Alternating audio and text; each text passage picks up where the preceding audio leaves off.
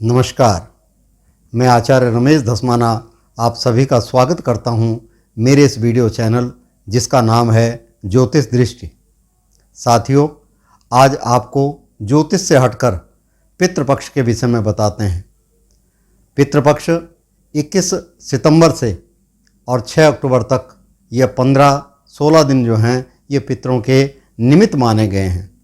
साल भर में एक ही बार श्राद्ध पक्ष आता है और अपने पितरों के निमित्त जो व्यक्ति श्रद्धा भाव से कर्म करते हैं या उनके निमित्त तिल, जौ, अंजलि रूपक जल प्रदान करते हैं, उनके पितृ उनसे बहुत प्रसन्न होते हैं और उन्हें धन, धान्य, पुत्र, पौत्र, परपौत्रवान करते हुए सुख प्रदान करते हैं। आइए इनके विषय में बताते हैं। पितरों का जो कर्म किया जाता है, जिन पितरों की हम धन संपदा को प्रयोग करते हैं, जिनके नाम से हमारा वंश चलता है, जिनके कृपा दृष्टि से हम कुल खानदान में अपना नाम रोशन करते हैं, उनके निमित्त किस प्रकार से कर्म किया जाए उसके विषय में बताते हैं। सर्वप्रथम 20 तारीख को पूर्णमासी को जिनकी मृत्यु हुई है उनकी तिथि आती है, इसलिए 20 सितंबर को पूर्णमासी का श्राद्ध माना गया है। 21 सितंबर को प्रतिपदा का श्राद्ध, जिसे एकम भी कहते हैं, यह श्राद्ध माना गया है। ये सारा दिन है।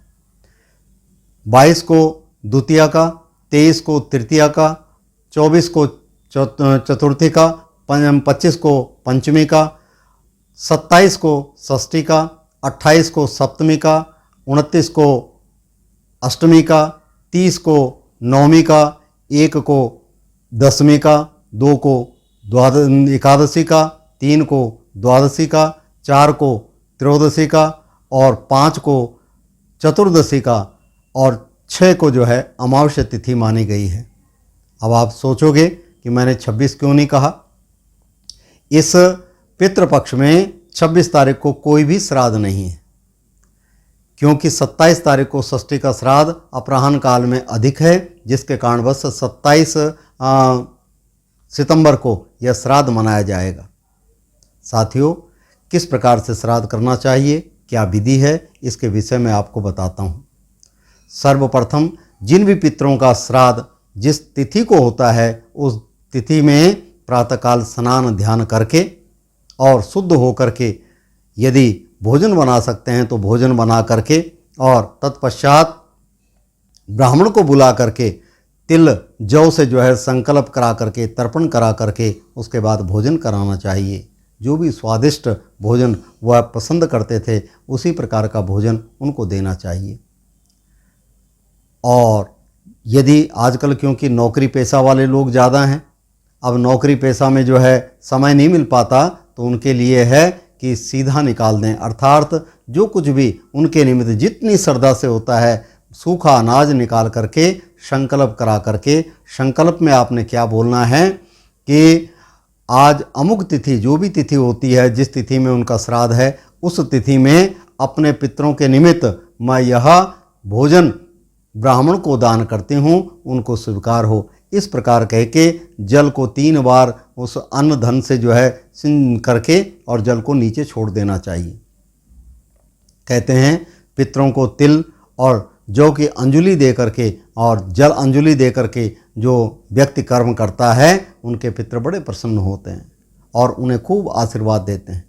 साथियों, इस प्रकार से यह पक्ष बड़ा शुभदायक है और अपने पितरों के निमित्त आपको कर्म करते हुए सुखदायक जीवन यापन करना चाहिए।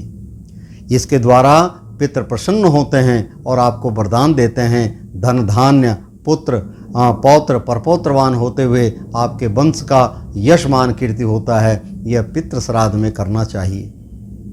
कई बार प्रश्न आता है, कई लोग प्रश्न करते हैं कि हमने तो गया जी में अपने पितरों का तरायण कर दिया, उसके बाद कर्म क्यों करें।